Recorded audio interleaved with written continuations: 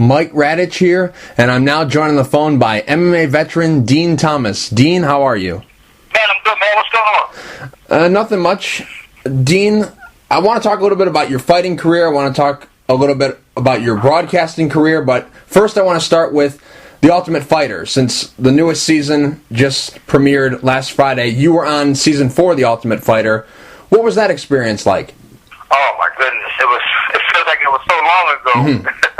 Right. But, man, it was an incredible experience. I'd say, for the length of time that I was on the show, we was on for 6 weeks, I got to learn so much about myself, other fighters, and just life in general, and what this game means to myself and everybody. I mean, it was an incredible experience. I think that, I was on a unique season that, that offered something different that the other seasons didn't have a chance to offer. And that was just the fact that, like when you deal with like the other seasons, there's a lot of up and coming guys trying to make a name for themselves. And my season was a little bit different. It was us just trying to, stay healthy. And again, it was the comeback season, so we're all veterans. So we governed ourselves a little bit differently. Mm-hmm.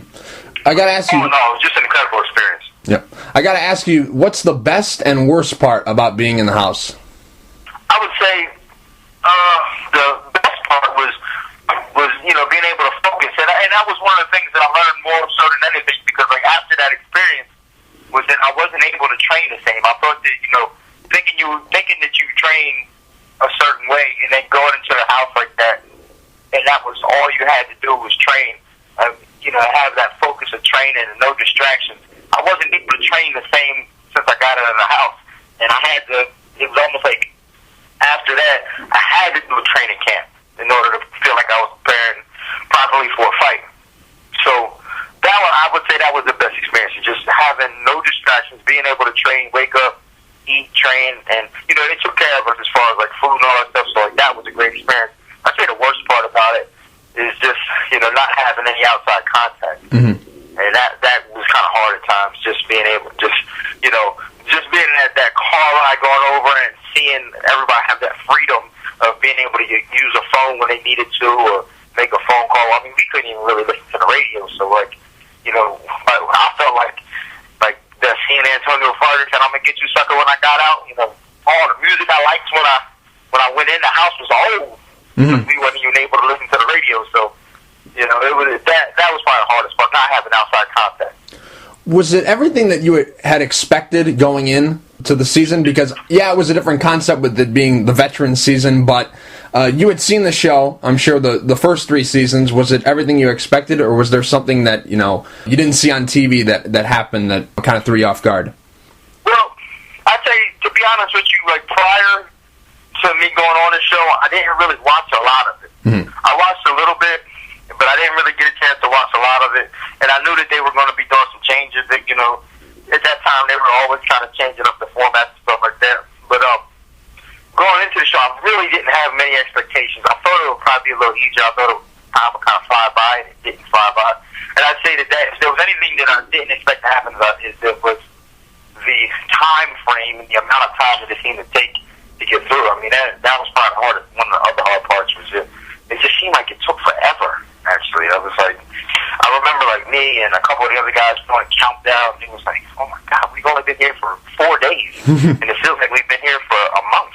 Mm-hmm. And that was probably one of the things. I mean, another thing too was like, they put you in this beautiful house, and it's a house where you're like, oh my God, I can't believe I'm in a house like this, living in a house like this. But then again, after about a week, you're kind of like, man, this house sucks. I'd rather be anywhere else in the world than have to come home to this house. What was your favorite moment from that season? Again, I think it comes back to, being a bunch of veterans. I'm not, I don't really know how the other guys handled it, but just watching some of the other seasons, I saw how like there was a lot of tension, and a lot of guys trying to, do a lot of crazy young guys trying to do a lot of crazy things to make a name for themselves. We didn't really have that, so I think that one of the better moments that we had in the show was like every night we had like a little fire pit in the back, and every night, regardless of what team we were on, we would just kind of put all that stuff behind us, and every night we'd sit at the fire pit and just all talk and just kick it. We'd start the fire, and I don't know why we started the fire, because it was in Vegas in the summertime. It was like degrees, and we just start the fire and just kick it in the back and just all just talk. And like those were some good times between like George Rivera, and he'd always like have these crazy stories. He had like a really intriguing life, and he just captivated us with like some stories that he had with between him and his family or things like that. Matt Serra would just make us laugh, and Rich Clemente would always tell us stories about when he was did time in the military, and like those are unforgettable moments that'll stick with me for a while. Every time I think of Tough 4, the first thing that pops in my mind is you yelling, "Jeremy, what are you doing?" When Jeremy Jackson got thrown off the show because he chased after a lifeguard and he left the house when he wasn't supposed to. That's the first thing that pops in my mind. And the second one was when Rich Franklin came to the house or came to the gym and was telling Matt Serra, he should try to go down on one knee. So I think it was Pete Spratt couldn't kick him. They panned over to you, and you're like, well, I expect that from a guy who's, maybe he's at the bar and, doesn't know anything about fighting, telling you what you should do, but not a world champion. That's the second moment, I think. Have you seen Rich and asked him if he was being serious? I'm sorry, what was that last part? Oh, I was just asking, have you seen Rich Franklin and asked him, hey, were you being serious when you said that? No, you know what? Since that moment, I haven't seen Rich Franklin in years. Mm-hmm. I may have seen him like once or twice since that moment. I never really asked him about that. But I think Rich kind of got a bad rap with that. I mean, first off, I don't think he even wanted to be there. I think they kind of pressured him into going on and doing that. Secondly, we were so bored and stir crazy at that time that it was just kind of like, we were just fishing for things to talk about and just and we kind of came down hard on him with that. I mean, not that it was like good advice or anything like that, but it's just, if he had offered that advice, we would have just, in the real world, it's funny how we call reality TV and there's nothing real about it, but in the real world, had he offered that advice, we probably would have just blew it off and be like, man, you're crazy. But because we were in that house with nothing else to talk about, I mean, that was something we talked about like the whole night. Couldn't believe that he gave us that suggestion. But, Rich is a good guy, and I feel bad that we kind of came down on him like that because, I mean, he's a good guy. He's a tremendous fighter. He's been around the game, for a long time, and, he was just throwing, ideas out there. Mm-hmm. It was kind of a stupid idea, but, he was just throwing them out there. Mm-hmm. And also, when you guys were eating with Matt Hughes and George St. Pierre, you leaned over and said to George St. Pierre something like, I hope you kick his butt or something. Were you just saying that to, make a joke because Matt Hughes was in the room, or did you actually really want George St. Pierre to win? Kind of both. Everybody knows, if you know me, you know I'm a real playful guy, and I play around a lot. But at the same time, like, I kind of really did want George to win. I mean, it's a different game today than what it was back then. And like you look at George St. Pierre now, you say, okay, George is going to win that fight, but at the time, George was still the underdog, and you didn't really think that George could beat, Matt Hughes at the time. So, I always like to root for the underdog, and I like George. I like him as a person. He was a good guy on the show. He trained hard. Matt Hughes, I've known Matt Hughes for a long time, and I don't really like to talk bad about Matt Hughes, but he's got a personality like mine where he likes to play around a lot. But he says a lot of things that are taken the wrong way, or he'll say things that are a little bit ill-intended. And, so I go back and forth with him all day long on that. And so, but, Matt, I consider Matt a friend. Matt Hughes a friend, that I've known in this game for, over a decade now. So, but at the same time, I didn't want George St. Pierre to kick his butt. Right. You tried out for season 14 of The Ultimate Fighter. Why did you decide to do that? Right after season 4, they were talking about doing season 5, and they actually asked me if I wanted to do that. At the time, like, I wasn't ready to go through that experience so soon. It took me a while to really want to go back and try to make another run for it. So when I tried out for season 14, it was more. It wasn't like I really didn't try. I didn't stick around to do the grappling or anything like that. I went there to let them know that I was interested to go on the show. In fact, I had a flight to catch that I wouldn't even have been able to do the grappling portion or the boxer portion of it. But I went in, I submitted my paperwork, and Joe Silva right over shot me down, which, he was like, what are you doing here? I was like, man, I'm trying out like everybody else. He's like, man, we're trying to create stars. You're already a star. I'm like, man, if I was a star, you'd have me in the show. And, he just kind of shot me down, so I was like, oh, man, I've been wasted all this time and effort coming out here. But, I mean, a little buzz out of it, so I guess that's what it was. It is what it is. Mm-hmm. Now, a lot of people have talked about how, the show, it's getting a little boring. It's, it's the same old, same old. They tried to do the live thing, and it really didn't change what the fans thought about it. Do you think this show is getting stale? Well, I really don't know. Like, I haven't watched it, Mm-hmm. in a couple of years, actually. Like, I watched it, I watched one season, then I watched, Jens Bova and BJ Penn, and then I watched some of, my friend Ben Saunders when he was on season, I want to say 6 or 7. I watched that, and then after a while, it's just kind of like, I haven't really watched it. I think that, I don't know, maybe it could be something with the format that, well, it may just be me, too, because, I'm such a veteran Mm-hmm. in the game that, like, you can't really surprise me or shock me with anything, so I haven't really watched it to even know that if it's getting stale or not. Mm-hmm. Let's talk a little bit about your fighting career. Your last fight was against Cody Bollinger at Pure MMA back in May. You won the fight. I saw the fight, but I didn't see any write-ups or anything about why this fight was a no contest. So why was the fight a no contest? Well, I have, and anybody can attest to this, is that I have, very hard time sleeping, and more so, like, especially when I'm cutting weight, I have a really hard time sleeping. So, I took something to help me sleep, and it showed up on the test that we had to take a test for in Pennsylvania. And, it is what it is. I apologize to Cody if that, tarnished him in any way, but they, called it a no contest. I got suspended for 30 days, and, for me it doesn't matter, because it's not like I'm an up-and-coming guy looking to, get wins off of these guys. I mean, I've had my share of wins, and I had my run, and basically I took the fight for one reason, and that was because, my goal is to get back into the UFC, and I wanted to show them that I can compete at 145 and still win at 145. And I think I achieved that, and the fact that it was constituted a no contest doesn't take away the fact that, when we were in the cage, I still was able to compete at that weight, make the weight, and still compete there. Right, exactly. It's still on film. You can see it on the internet that you won the fight, so that's good. Dean, one thing I'm just curious about was, did you have to give back the belt? No, I didn't. They were pretty cool about that. I'm not sure if the show, I don't even know if they had another show since then, or planning on having other shows after that. They talked about it, but I'm not sure what their intentions was. So, like, after the fight, they were just kind of like, "Hey, what happened?" I told them, and they were cool with it. They didn't really stress it as far as like, "Oh man," because I think it's different. Like, if it was like a performance-enhancing drug where it was noticeable that I cheated in order to get the victory, I think that I wouldn't have felt good about a victory like that. I would have been like, "All right, here, man, you guys had a belt." That's not my style. But I think because it was the way it was, they were kind of like, "Oh man, that's unfortunate." But it is what it is. Back in October of last year, you were supposed to have a fight against George Shepard at Fight Time 7. For the people who don't know the story, why didn't that fight take place? Oh man, that was one of the hardest things I had to deal with, and not from a physical perspective, but just an emotional perspective.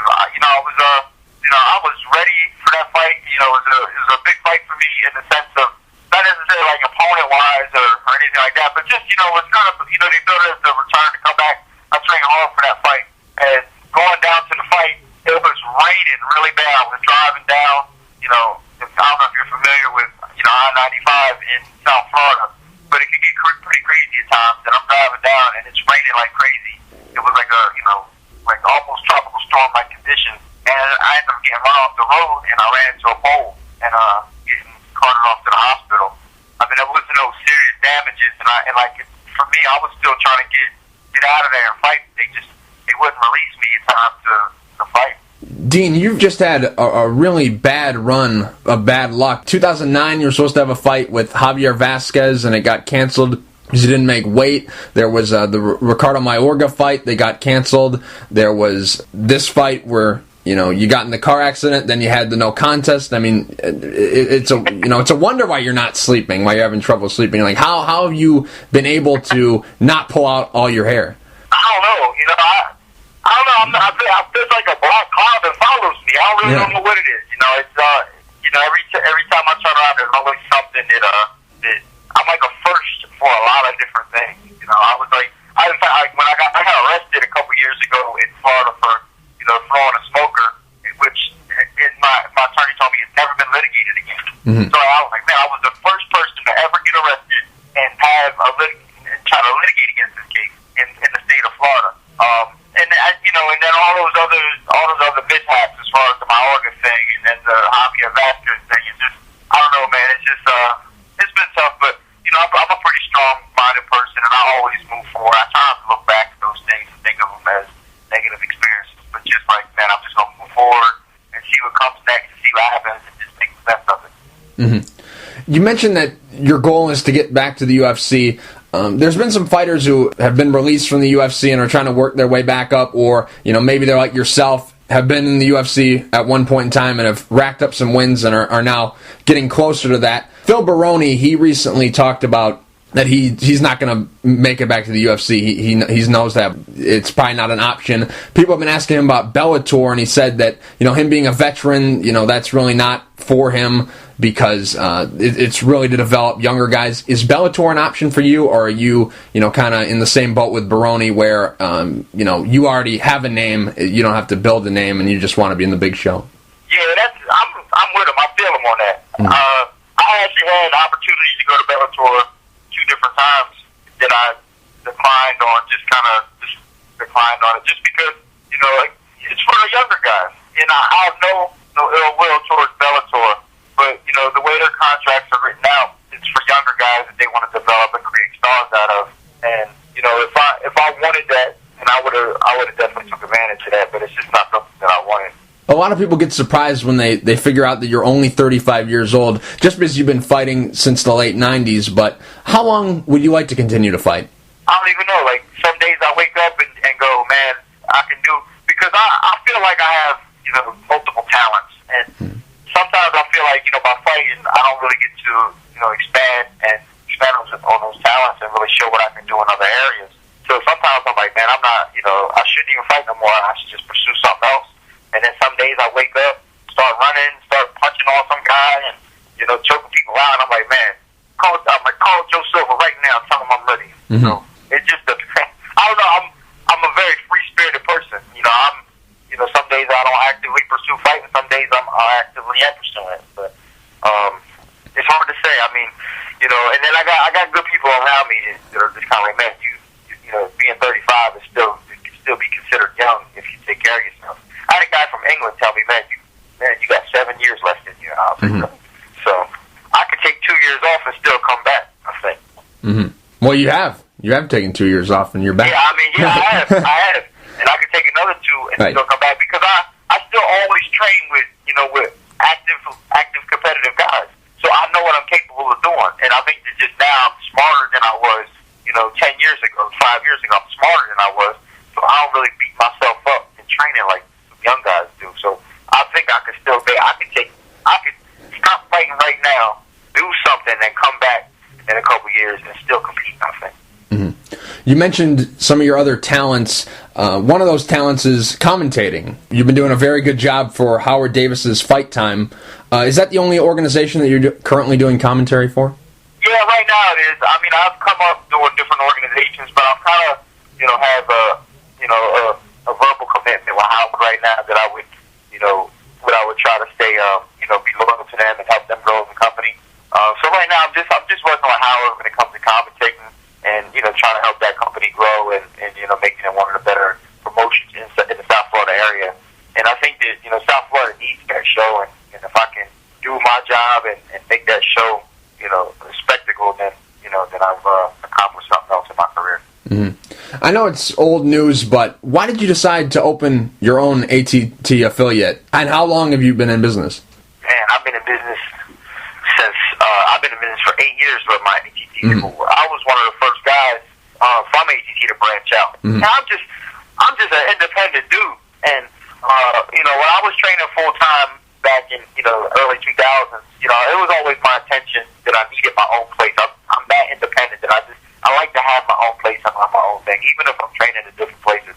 I just like to have my own thing and try to build on my own empire. I'm just, you know, I'm an entrepreneur like that, and I'm just, you know, I like to have my own thing.